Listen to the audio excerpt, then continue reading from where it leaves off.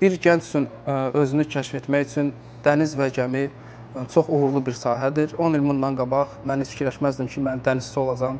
10-cu sinifdə oxuyarkən mənim riyaziyyat müəllimim mənə bu peşəni məsləhət gördü. Ondan sonra mən başladım bu sənədlə maraqlanmağa və fikir verdim ki, həqiqətən çox maraqlı bir peşədir və 2018-ci ildə Azərbaycan Dövlət Dəniz Akademiyasına qəbul oldum. 2023-də isə mən matros kimi işə qəbul oldum. İlk gəmim Xocavənd gəmisi idi. Dənizçi kimi ən böyük arzum əlbəttə ki, kapitan olmaqdır. Uğurlu dənizçi olmaq üçün ilk öncə öz üstündə işləmək lazımdır, çalışmaq lazımdır. Bacardığınız qədər çoxlu məlumat, informasiya əldə etmək lazımdır.